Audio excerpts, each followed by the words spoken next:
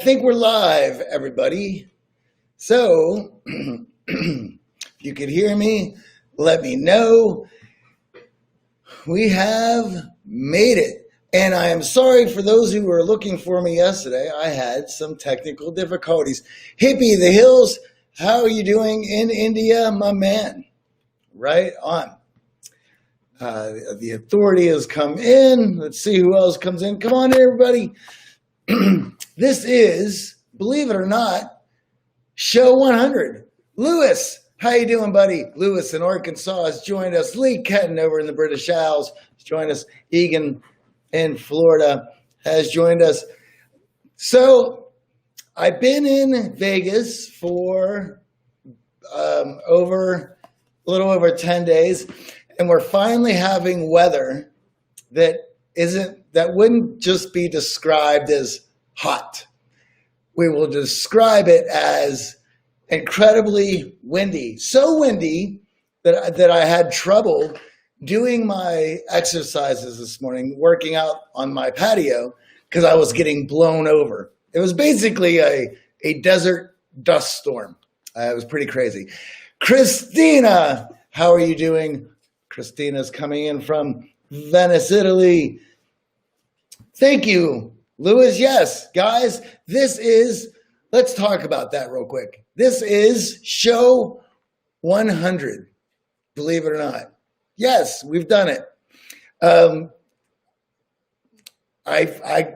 I knew we would hit show 100, but I just didn't know where I would be at hitting show 100, and things have certainly changed since we put this all together, hasn't it? Check it out, ladies and gentlemen. One of our producers and researchers and coaches here at The Art of Charm has joined us over on Instagram. You can say hello to Michael Harold. Christina says, "Oh, good, just finished work right on time."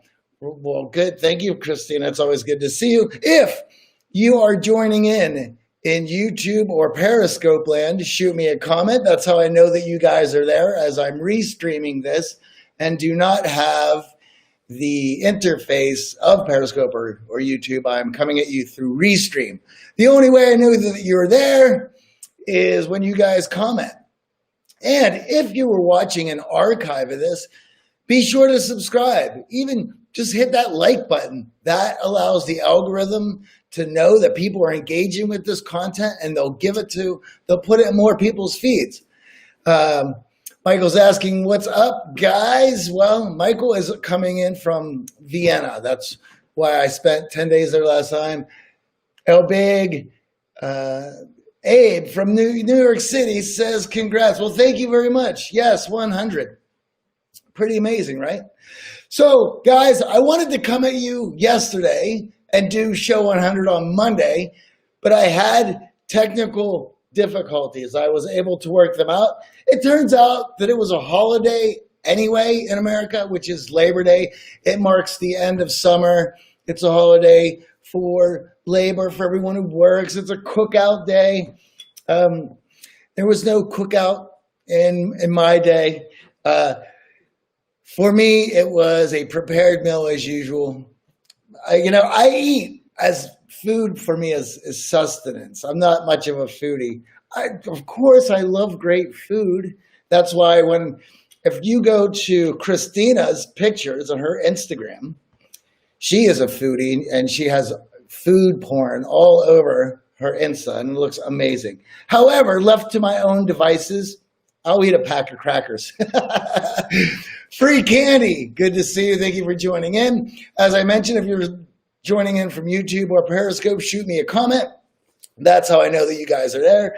I mentioned this yesterday. I'm going to go ahead. I didn't mention. I popped on for a couple minutes yesterday in Insta, but we dropped the Vikram Mansharamani episode yesterday. It's about critical thinking. Those of you who've been seeing the show know I read this book a while ago, getting ready, prepared for the interview. It was great. It is one of my favorite subjects, critical thinking.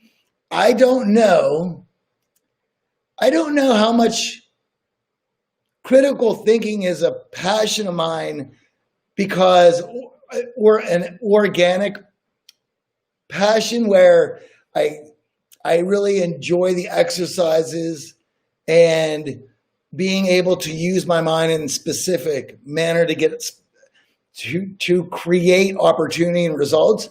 That is certainly one of them.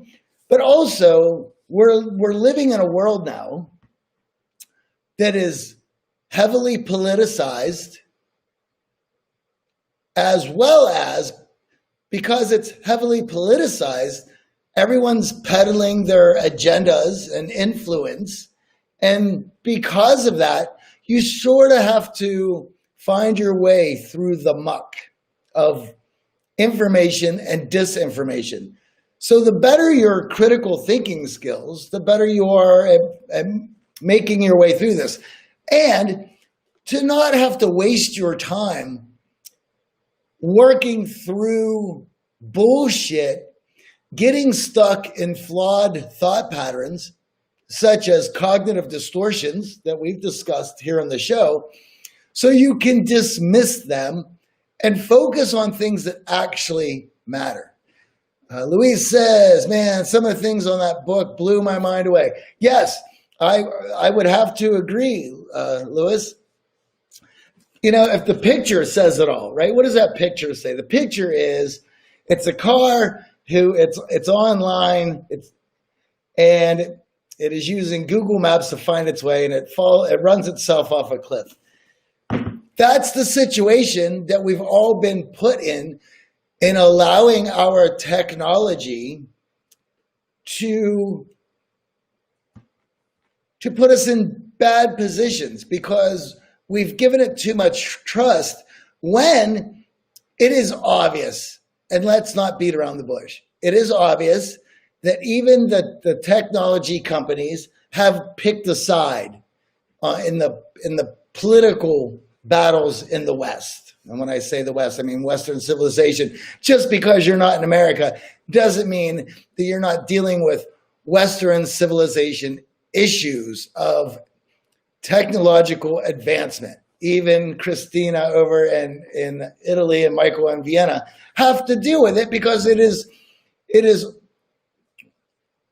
world consuming, especially when that technology is in everyone's lives.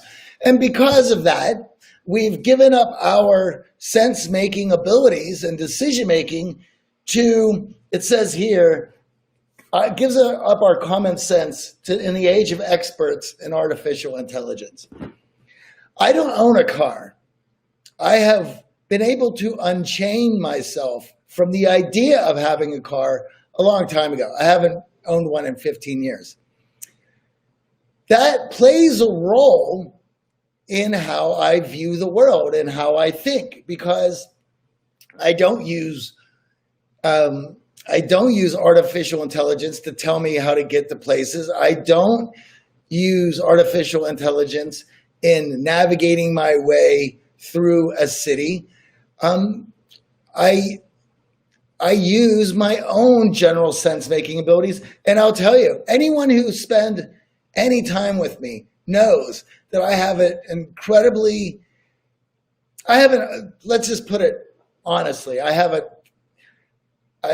terrible direction sense ability. I have a bad sense of direction. But to go along with that, it allows for the development of better navigation skills, improving them. The only way that you're going to improve them is by counting on them, by using them. But also it allows me to map areas where I'm at. If I leave that task up to artificial intelligence, I don't gain anything from it. And so as I get older and as I see the role that technology is playing in our lives, I'm not immune to leaning on it like everybody else. Of course, I use technology, probably to a fault as well. However, this book has allowed me to feel much better about just putting the phone down to do things myself. For instance, Christina here is a foodie. She makes incredible desserts and cakes and cookies and wonderful meals. She posts them on Instagram.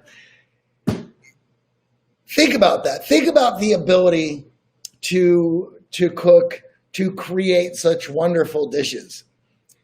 Think about using recipes, and we've used recipes since we started cooking, right?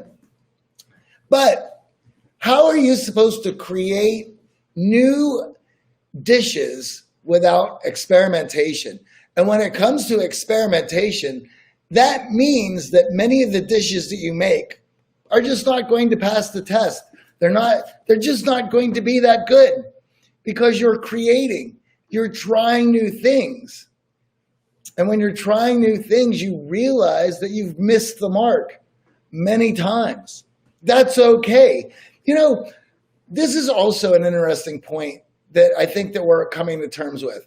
Because so many of us are living online, we're starting to see the humanity in people that we previously looked up to as myths or legends. Let me give you an example of this. Growing up, I saw rock stars and musicians that I admired as these legends, as these mythical people who lived these charmed lives, who were almost, you could say, knighted and heralded as these almost non-human characters. And there was a mystique to them that was special. When you think of people like Bowie or Keith Richards, who I have behind me there, and they kind of carry on this special identity. Well, because so many people are now living their lives online, like let's take a current popular artist. Cardi B comes to mind because, well, Cardi B just seems to be everywhere at the moment. She's always posting Instagram videos. And there's that mystique to a lot of these characters that we looked up to gets taken away. We see them for the human beings that they are. Now, there is some great points to that, which is that we see that they're human. We can connect to them easier. We can follow their lead in our own pursuits. So in that way, that's rather nice. We're able to connect to these people much easier. But we also see their faults. We also see their mistakes. They also become so human to us and we share in a lot of their failures or shortcomings, and that has its positives as well.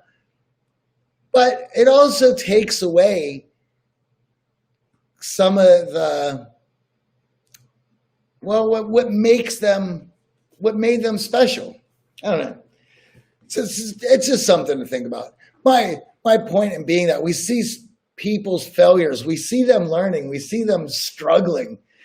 And this show is an example of that. As you guys have watched me flounder many times, technical issues that I've had, that just me on a daily basis trying to figure this out myself. So anyway, check out the Art of Charm podcast with Vikram Mansharamani this week. It's great. I love the topic. I love the book. I think we all need to understand the role that technology plays in our lives and to the degree that it does. We've gotten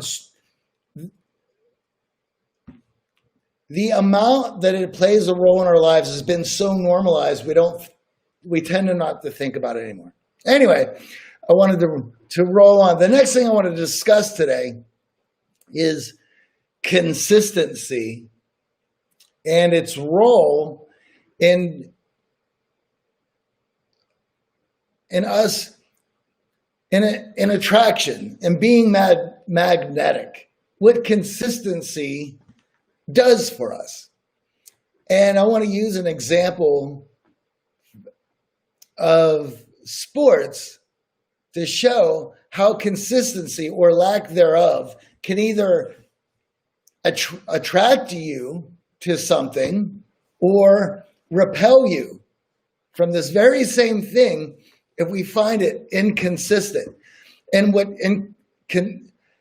what consistency does for your own life and how it plays a role into you being magnetic or someone who repels people. So I'm going to use football, American football, as an example. So I grew up in Pittsburgh, Pennsylvania, and where I grew up, for those of you who are not familiar with Pittsburgh, it's a football town. It is the number one sport in that town. And we grew up with it. And the Pittsburgh Steelers had a dynasty in the 70s where they had won 4 championships, and they were considered the team to beat. And there was a certain lore about that team. And their identity had been wrapped up in the culture of Pittsburgh, which was a steel town, an industry town, a blue-collar town. And the football team took on that identity.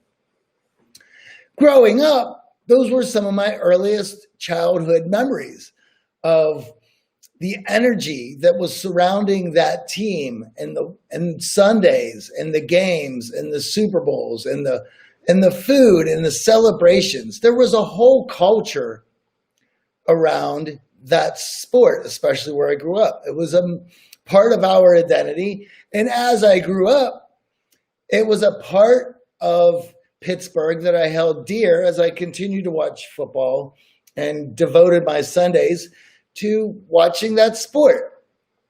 Now, as some of you may know, the sport itself has been tainted. And when I say tainted, I don't mean politically, which that is also railroaded sports in general. But I want to spend my time talking on consistency and the rules that became inconsistent as the organization, the NFL, decided that there was a lot of issues with the high-speed collisions that went on in every game.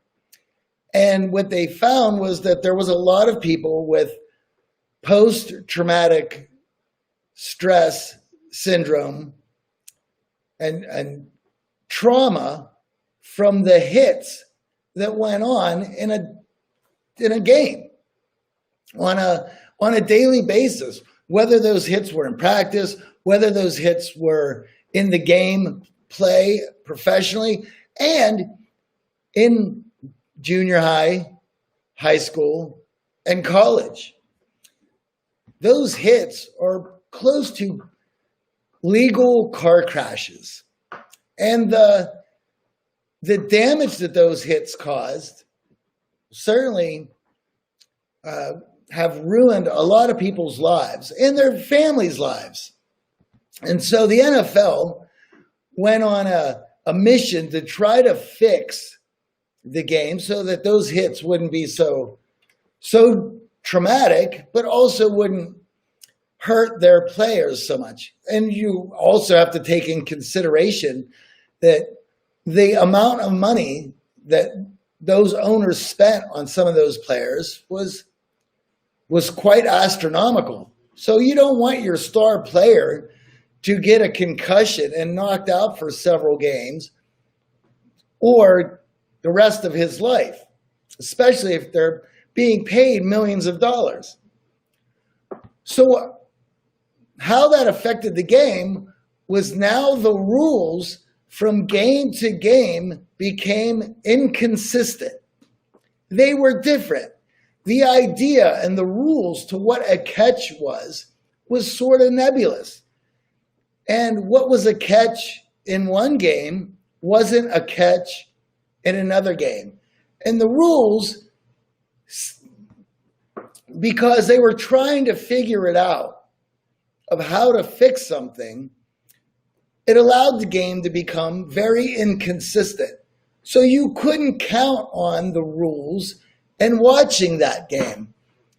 For myself, that had taken all the joy out of watching the games on Sundays. If you don't know what the rules are, and it appears that people are just making up the rules as they go along, well then, as a spectator, as somebody who is purchasing this product that is inconsistent, you end up feeling like a fool, or at least I did, because I felt that I was being duped.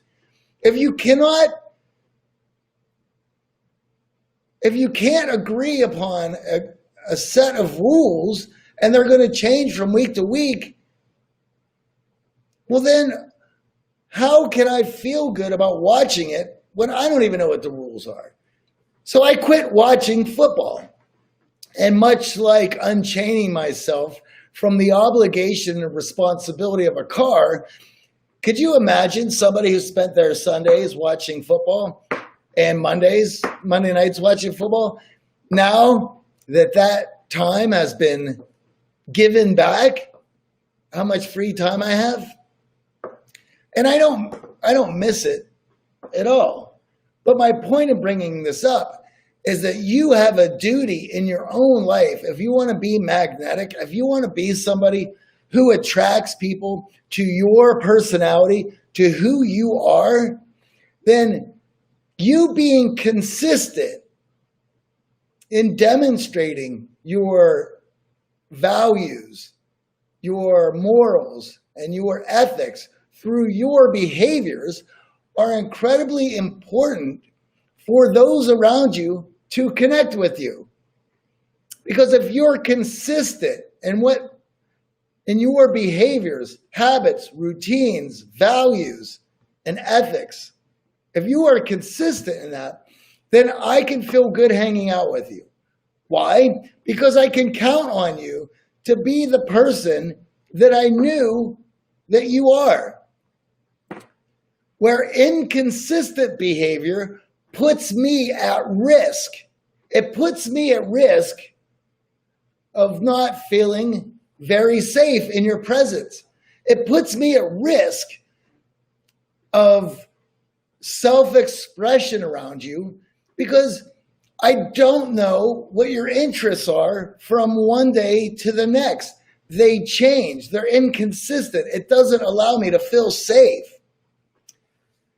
Mod General Jen is in the house, and she says, "This is awesome. I missed your scopes." Well, thank you, Jen. And do you know, Jen, that this is show 100? Yes, we made it to 100.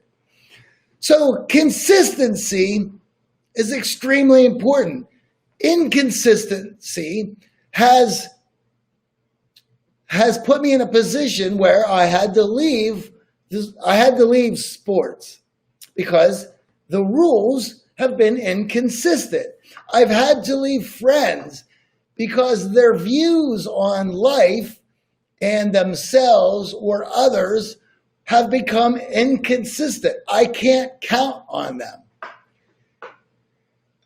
Michael Harold says, "I have to run. There's a meeting coming up. Thanks for a great session." Guys, give Michael a hello. And if you see Michael here on Insta, make sure you follow Michael. Michael helps with the research and producing of the show. And he's also one of our lead instructors and coaches here at the Art of Charm. And Michael is awesome. You can find Michael at Michael_Harold_coach. I think also on Instagram, he might be AOC Michael, unless he's changed that. Yes, Mod General Jen is in the house. Well, thank you, Jen, and I appreciate it. And we could not have made it to show 100 without the support of likes of Mod General Jen and Christina and Michael and everyone else who shows up. Lewis here on a daily basis. I appreciate it. So here's the other thing about consistency and why I wanted to mention this. Consistency takes effort. And when people see consistent behavior, they know that you are somebody who cares. Think about what you are communicating to those around you when you're consistent. It shows that your habits are important, that your routines are important, that the ideas in which you stand for are important to you, so much so that you would be consistent in demonstrating that not only to others, but to yourself. And if people see that you're consistent, they know that you care. There is something underneath that is driving you that you care about, to which communicating consistency is important. That allows those around you to be drawn to you. Why? Because they feel safe. They can count on you. They can expect you to be consistent.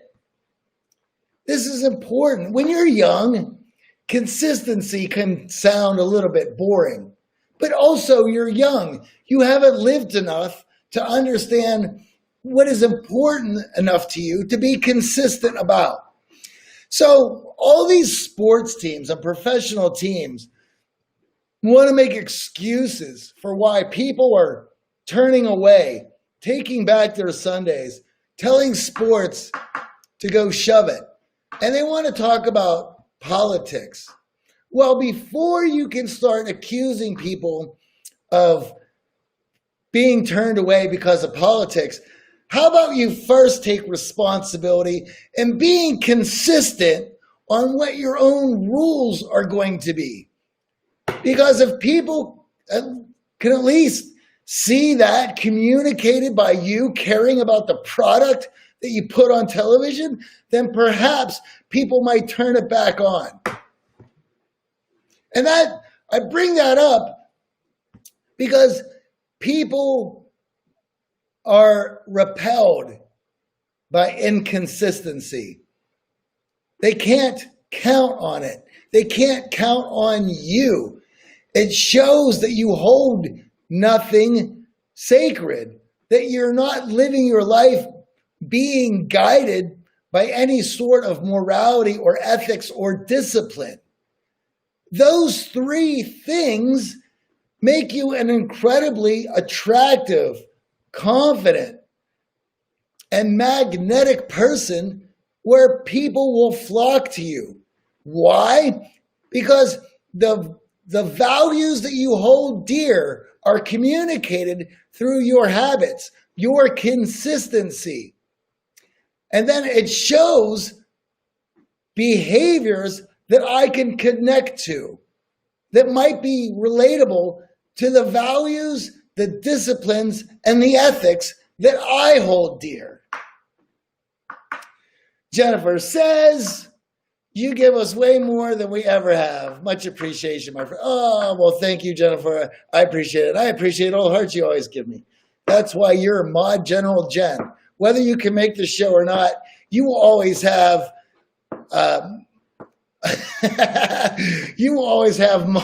mod capabilities. You will always be Mod General Jen. I appreciate that. Okay, guys, it is 9 o'clock. I got a million things to do.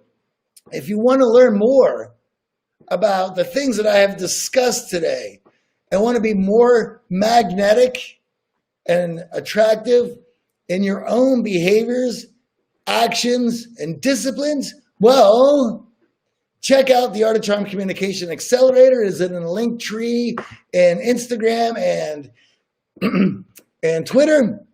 It has all of our best bits from our online classes, live training programs, and expert guests over the last 15 years to take your life from ordinary to extraordinary. That's right. We want to be extraordinary. Yeah, Christina over on Instagram says, episode 100. If that's not consistency, yes, exactly, Christina. That is why I wanted to talk about consistency today, because it took consistent effort whether or not I knew what I was going to talk about, no matter how bad some of these shows have been, no matter where my ramblings have gone off to, even if I woke up, there has been days where I have woken up freaking out about what the hell was I even going to talk about today? Or, it is the challenge of having this. This is why I decided, without ever doing shows, that I'm going to do shows every weekday, 8:30 a.m. Rain or shine. That was a challenge that I put to myself so that no matter what, I couldn't pass the buck.